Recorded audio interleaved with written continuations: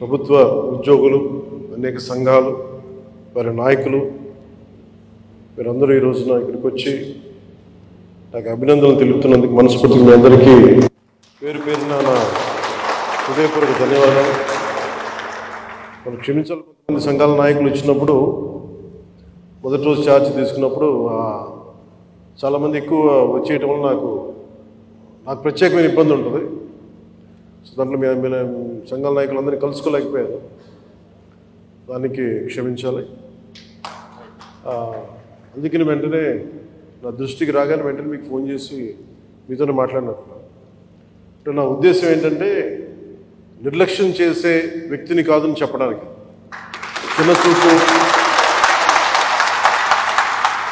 చిన్న చూపు చూసే వ్యక్తిని కాదు.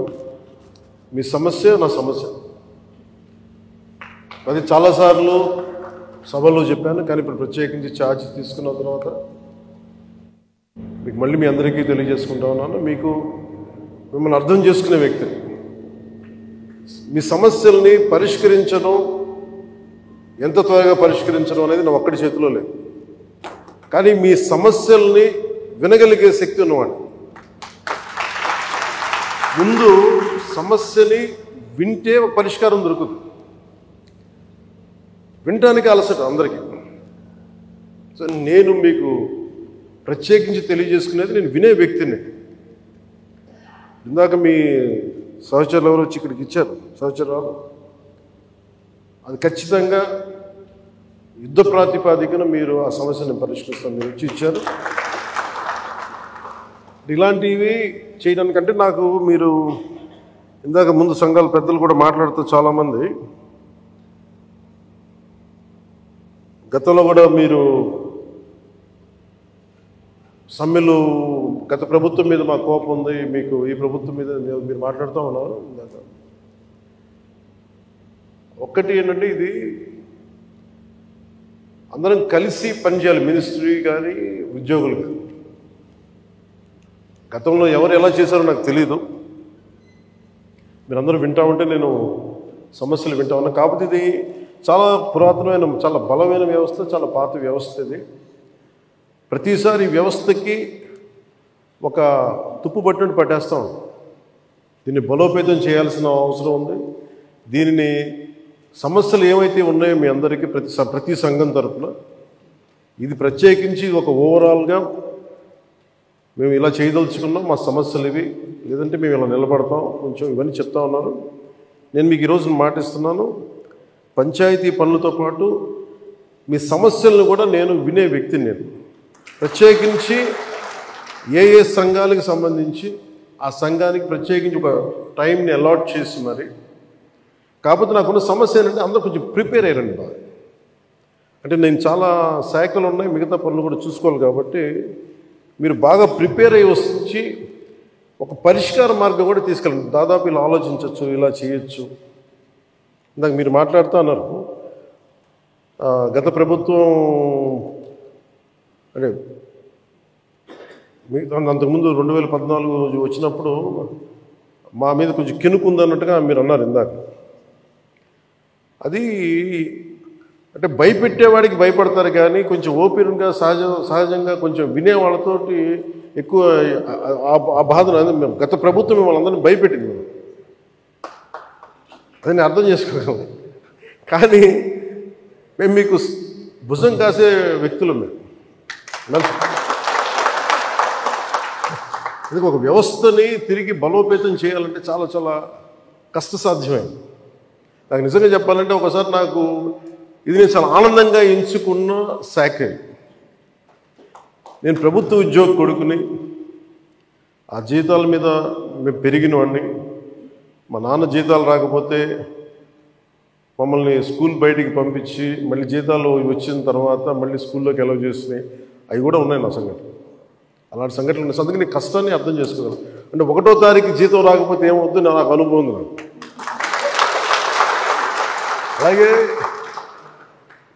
ఆఖరి వారంలో డబ్బులు అయిపోతే కూడా ఆ పరిస్థితి కూడా నాకు తెలుసు. మాకు పొరపాటున మేము ఏదో ఇవి జరిగిపోయినాయి, కానీ మేము ఇలా ఈ సినిమా రంగంలో ఇవన్నీ ఉండటం వల్ల బేసిక్గా చాలా సాధారణ స్థాయి నుంచి వచ్చాం కాబట్టి అన్నిటికంటే కూడా సాధారణ స్థాయి మాకు భగవంతుడి వచ్చిన మమ్మల్ని తీసుకొచ్చిన సాధారణ స్థాయి కష్టాలని మేము మర్చిపోం.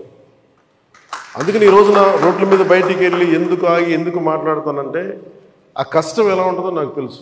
ఇందాక మీరు ఇచ్చిన రిప్రజెంటేషన్ కూడా ఆ కష్టం ఎలా ఉంటుందో నాకు తెలుసు. సో ఇలాంటి స్పందనకి వెంటనే ఉంటుంది.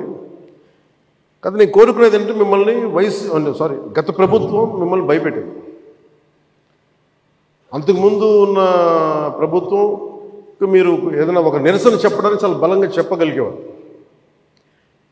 కానీ ఇప్పుడున్న కూటమి ప్రభుత్వం మీకు అండగా నిలబడుతుంది. ఫస్ట్ ముందస్తుగా మేము మీతో గొడవ పెట్టుకోవడానికి ఫస్ట్, ఎందుకంటే బ్యాడ్ బ్లడ్ ఉండకూడదని ఫస్ట్ ఫోన్ చేశాను మీకు.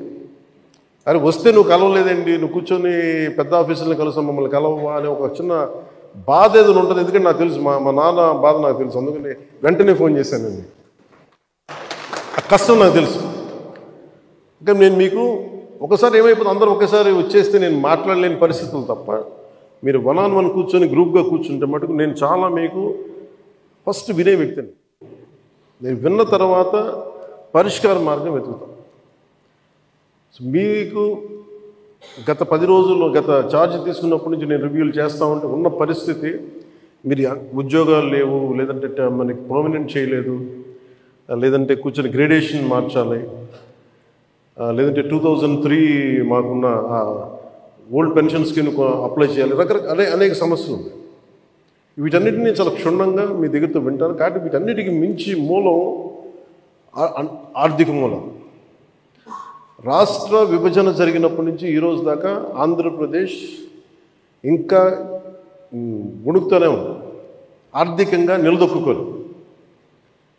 మేము కూడా ఓటు చీలకూడదు, అందరూ కలిసి రావాలి. ఎందుకన్నామంటే అసలు ఆంధ్రప్రదేశ్కి ఒక బలమైన రాజకీయ వ్యవస్థ ఉంటేనే కింద ఉన్న మనకి పనిచేస్తున్న ఉద్యోగులందరికీ కూడా ఒక భద్రత ఉంది. ఇందాక మాట్లాడుతూ ఉంటే కూడా ఐఏఎస్ అధికారులతో వాళ్ళకి కూడా డిఏలు ఇవ్వలేని పరిస్థితి ప్రభుత్వం. ఒక 90,000 రూపాయలు వాళ్ళకి రావాల్సింది 4% ఇంక్రీజ్ వచ్చింది. మాకు అన్ని బకాయిలు తీసుకుంటే 90,000 ఇవ్వాలి, వదిలేశారు. ఇంకా రావని చెప్పి వదిలేశాను. ఐఏఎస్ అధికారులు చెప్తా ఉన్నాను. అంటే ప్రైవేట్ వీళ్ళందరూ ప్రాఫిట్ పొందుతూ ఉన్నారు. డబ్బు ఉంది, కానీ డబ్బుని వ్యక్తులు సొంతం చేసుకున్నారు. రాజకీయాల్లో కూర్చొని గత ప్రభుత్వం స్థాయి దాన్ని పెంచేసింది. అది మేము కరెక్ట్ చేయాలి. అందుకని మేము చాలా నిబద్ధతతోటి నిక్కచ్చిగా ఉండే వ్యక్తులు మేము కట్టుబడి ఉన్నాం. సో మీకు మేము మాట ఇచ్చేది కూడా ముందస్తుగా అసలు ఫస్ట్ ఆర్థిక పరంగా అసలు ఎలా ఉంది రాష్ట్రం, శ్వేతపత్రాలు రిలీజ్ చేయబోతుంది. ఆర్థిక పరంగా ఎంత బలం, ఏ పరిస్థితిలో ఉంది, ప్రతి డిపార్ట్మెంట్లో ఎంత డబ్బు ఉంది, ఏ డబ్బులు ఉన్నాయి, అసలు ఏమైపోయినట్టు. ఉదాహరణకి పొద్దున్న ఏదో రివ్యూ చేస్తూ ఉంటే నారాయణ గారితో మాట్లాడుతూ ఉంటే అంటే ఏ పరిస్థితిలో ఉన్నాయి చెప్తాను. ముఖ్యంగా మన పిఆర్కి, మన పంచాయతీరాజ్ సంబంధించి 15th ఫైనాన్స్ కమిషన్ అసలు డబ్బు లేదు, మ్యాచింగ్ గ్రాంట్ ఇవ్వలేదు. దాదాపు కొన్ని వేల కోట్లు రావాల్సింది రాలేదు. ఇప్పటికి ఈరోజు కూడా కూర్చోబెట్టి దాదాపు 1800 కోట్లు అనుకుంటున్నా, 1580 కోట్లు, క్లోజ్ టు 1600 crores రావాలి. సో 15th ఫైనాన్స్ కమిషన్ డబ్బులు వదిలేసుకున్నాం. జల్ జీవన్ మిషన్ లాంటిది బోల్డెన్ నిధులు ఉన్నాయి. సో ఏ పథకం, కేంద్ర పథకాలకి ఇవన్నీ చూస్తుంటే కేవలం మ్యాచింగ్ గ్రాంట్ ఇవ్వలేకపోవడం. నేను అధికారులు పొద్దు నుంచి గత రోజుల నుంచి నేను అడుగుతా ఉంటే ఒకటే అడుగుతున్నాను, ఏమైనాయంటే మీ బాధ్యత కదా, మీరు ఎందుకు లేరు ఇట్లా అని అడిగాను.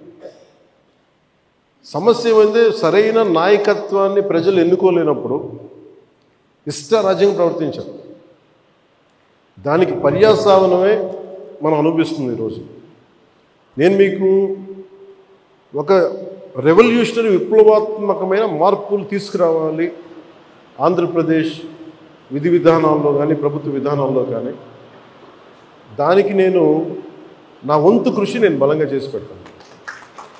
మీకు ఏదో ఒక రోజు వారానికి మీ సమస్యల మీద ప్రత్యేకించి దృష్టి సారిస్తాను.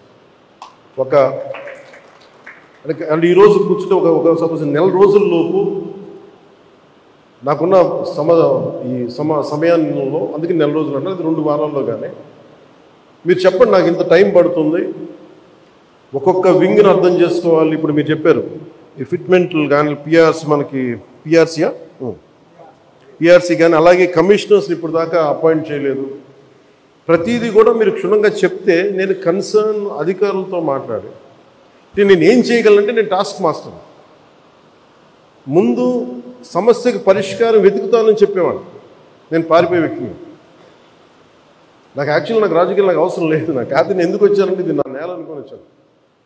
ఇది ఎవరో మీ తరపున నిలబడి మాట్లాడటానికి ఇన్ని కోట్ల మందికి నిలబడాలి, నా వంతు కృషి చేయడానికి వచ్చాను. దాంట్లో భాగం మీ భవిష్యత్తుకి, మీ భద్రతకు కూడా నేను మనస్ఫూర్తిగా మాటిస్తున్నాను, ఇది నిలబడి. సో నేను కోరుకునేదల్లా మీకు, ఈరోజు నేను అద్భుతాలు చేసేస్తాను, అన్ని సమస్యల్ని పరిష్కరించేస్తాను నేను చెప్పను. ముందు నేను అవగాహన చేసుకోను. శాఖాపరమైన అవగాహన చాలా చాలా అవసరం. అలాగే దీంట్లో ఎంతమంది ఉద్యోగులు ఉన్నారు, ఏ స్థాయి ఉద్యోగులు ఉన్నారు, ఏమేమి చేయాలి, వీళ్ళందరికీ ఏ సమస్యలు ఉన్నాయి, ఇది ఒకటి. మీరు 2 రకాలు స్టడీ చేయాలి. ఇవన్నీ చేసిన తర్వాత, ఒకటి పంచాయతీలని దానికి పునర్వైభవం తీసుకురావడం, గత వైభవం తీసుకురావడం పంచాయతీలకి. అలాగే పంచాయతీరాజ్ వ్యవస్థ, నా కోరిక ఒకటే, ఈ 5 ఏళ్ల కాలంలో ఆంధ్రప్రదేశ్లో అంత బలమైన పంచాయతీ వ్యవస్థ మనకి భారతదేశంలోనే లేదని, అలాంటి సర్టిఫికేట్ తెప్పించుకోవాలని నా కోరిక. అందుకని బలమైన ఆలోచన విధానంతో ఉన్నాను. కాకపోతే మీ అందరి సహకారం కూడా కావాలి. కానీ నేను ఒక్కడిని చేసేది కాదు. మీ అందరి సహాయ సహకారాలు, మీ సలహాలు, సూచనలు లేకపోతే నేను కూడా ఏం చేయలేదు. కానీ నేను మీకు అందుబాటులో ఉంటాను. మీకు ప్రత్యేకించి మీ ఈ ముఖ్యంగా మీరు కోరుకుంటుంది అన్నిటికంటే దారుణ బాధ అనిపించింది, నెలకి జీతాలు ఇవ్వడం పక్కన పెట్టి జీతాలు పెంచాలని అడగాలి, కానీ నెలకి జీతాలు వస్తే చాలు అనుకునే 1వ తారీఖు జీతాలు వస్తే చాలు అనే స్థాయికి పెరిగిపోయింది. సో అభివృద్ధి అనేది లేదు, నిధులు లేవు. వీటన్నిటి మధ్యలో now governance is a great challenge for all of us. కానీ మాకేం నమ్మకం ఉందంటే, పెట్టుబడులు తీసుకురాగలం, అభివృద్ధి పదంలో ముందుకు తీసుకెళ్ళగలం, ఒక ధైర్యం చాలా బలంగా ఉంది. సో మేము బలంగా మీకు చేసి, నీకు నెక్స్ట్ మీటింగ్ నేను మీకు తెలియజేస్తాను, సంఘాల పెద్దలందరికీ, నాయకులందరికీ.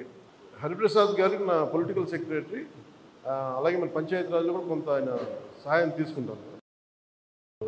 వరప్రసాద్ గారు వీళ్ళందరూ ఉన్నారు. కానీ ప్రత్యేకించి ఇంకొంచెం మీకు ఎక్కువ నమ్మకం కలిగించడానికి, నేను అందుబాటులో ఉంటానని చెప్పడానికి, మీరు సమస్యని, ఇన్ని సంఘాలు ఉన్నాయి,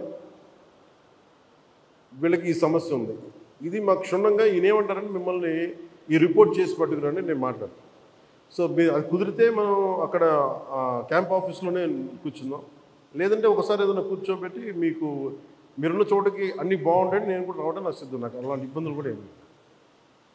సో ఇవన్నీ దృష్టిలో పెట్టుకుని, నాకు ఇప్పుడే ఛార్జ్ తీసుకున్నాను కాబట్టి కొద్దిగా నాకు కొన్ని రోజులు సమయం ఇవ్వండి. నాకు సమయం ఇచ్చిన తర్వాత మీతో కూర్చొని మన సాధక బాధకాలన్నీ మాట్లాడుకుని, ముందు మీరు ఆనందంగా ఉంటే తప్ప ప్రజలకు మిమ్మల్ని ఆనందంగా ఉంచలేదు. నాకు మీరు ఆనందంగా ఉండాలని మనసా వాచ ఆకాంక్షించాను. అలాగే మీ సమస్యనమ్మా నేను వెంటనే అది మాట్లాడేస్తాను. నేను లాస్ట్ టైం కూడా చేయించాను, 2014లో కూడా ఇలాంటి ఇష్యూ ఏదో ఉంటే నేను అది ప్రత్యేకించి చేయించాను. It will be done. అది మేమే కూర్చోబెట్టి చేస్తాను. అది మట్టు కొంచెం మాట్లాడుతున్నాను.